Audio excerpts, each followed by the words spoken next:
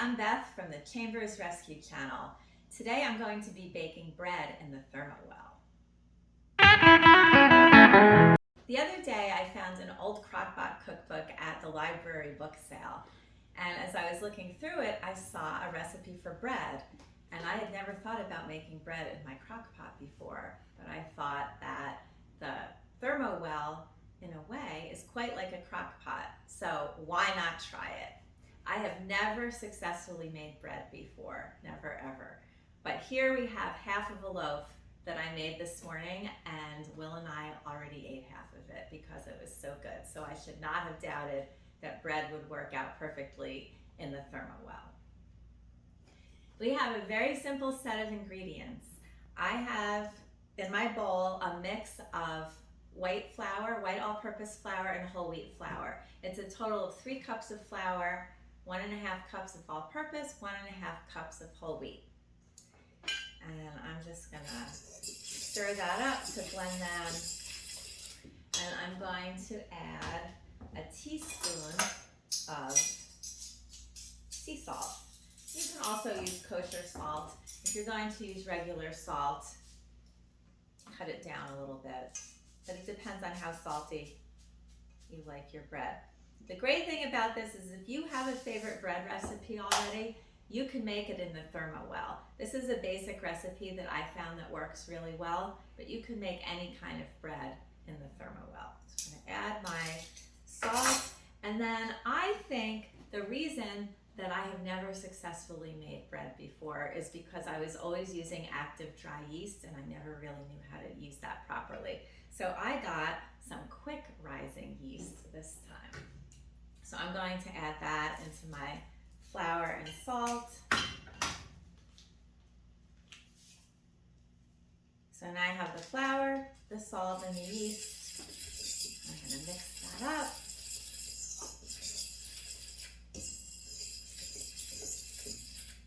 Now we have some liquid ingredients.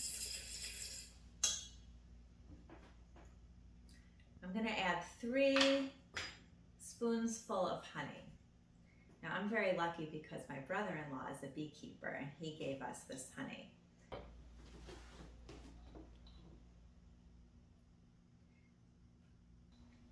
Three spoonsful of honey.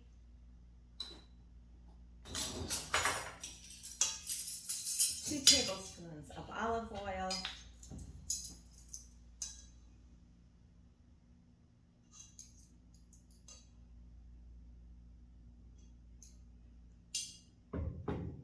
2 teaspoons of vinegar. You can use apple cider vinegar. I have white vinegar here. I'm going to put just under a tablespoon, 2 teaspoons of vinegar. And then in this mug, I have 1 cup of milk and 1/4 cup of water. And I'm going to heat it for a minute in the microwave because it needs to be about 110 degrees to activate the yeast. I've heated my milk and my water for about a minute.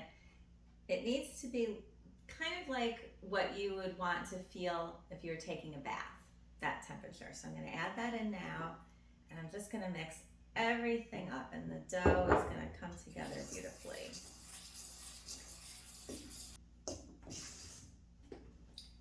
So I got it as mixed as I can with the fork, and now I'm just going to put my clean hands in it and get it mixed up the rest of the way.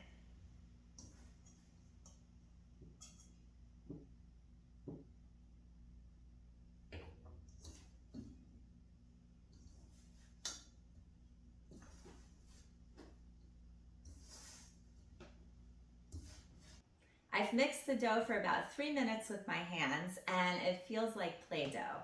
If yours feels a little too sticky, you might need to add some more flour, or if it feels too dry, add about a tablespoon more of milk or water.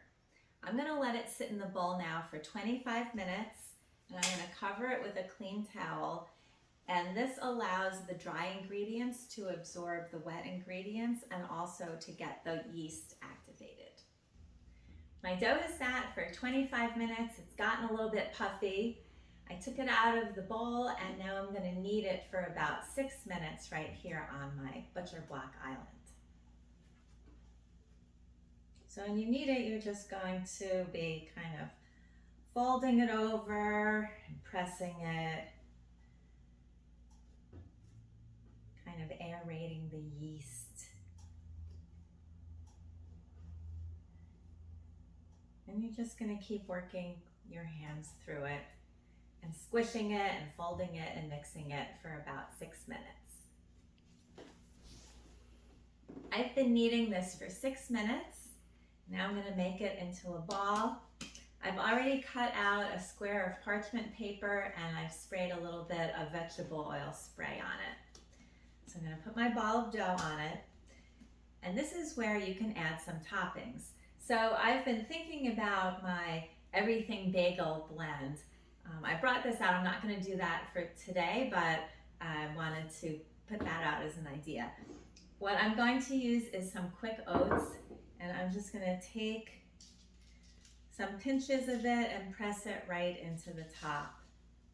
And it's okay if it gets messy on the parchment paper, because you can just throw that away at the end. We'll just leave that right there. We'll press on some of the oats here.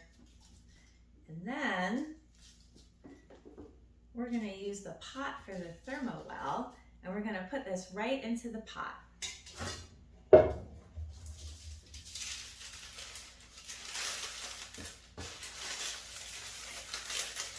So I'm just lifting that in by the parchment paper and arranging it, making sure that the parchment paper is spread out. And there we have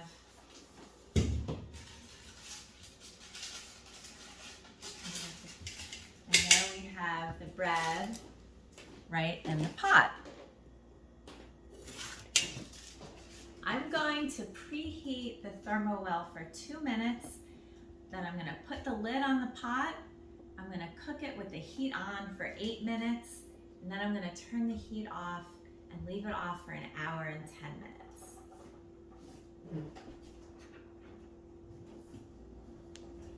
My Thermowell has been preheating for 2 minutes. Now I'm going to put the lid on and clamp it. Don't forget to clamp it so it'll be easier for you to remove it from the Thermowell. Now I'm going to put it into the Thermowell for 8 minutes with the heat on and an hour and 10 minutes with the heat off.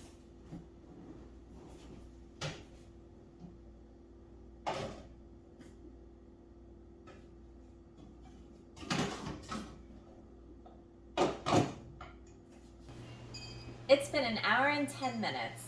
I'm going to check the bread. I think it's not going to be done yet, but it depends on the way your Thermowell is calibrated to know whether yours would be done at this time. So I'm going to take it out of the, I'm going to take the pot out of the Thermowell, cover the pot to keep the Thermowell warm.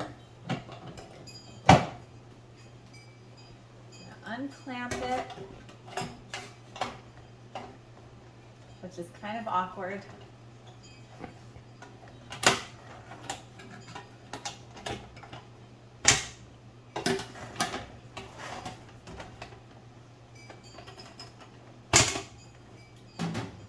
It smells just like it should, and it has some steam coming out, so that's a good sign. Woo! So when I touch it, it feels very spongy still. It looks beautiful, but I can tell it needs a little more time. So I'm going to clamp it back on.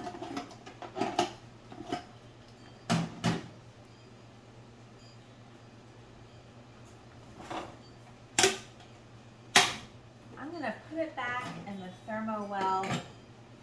And since I had the lid off, I'm going to put the heat back on for 3 minutes. And then I'm going to cook it with the heat off for 12 more minutes.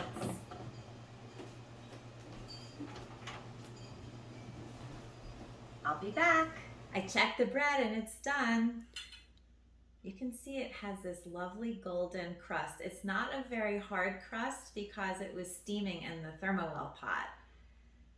The bottom gets a little bit dark, but you can eat if you like a dark crust on the bottom, or you can cut it off. The important thing is when you tap the bottom, it will sound hollow. And that's how you know that the bread is done. Now, I'm gonna try to wait for 10 minutes for it to cool off before I slice it and take a bite. My son asked me about making garlic bread, and that got me thinking about mix-ins for this. This is the base for the bread. Next time I think I'm gonna try adding some diced garlic and rosemary, but you can add whatever you would like to be in your bread, and you can mix up the toppings too. So think of this as the base and use your imagination. Hope you enjoy your bread. See you next time. Bon appetito!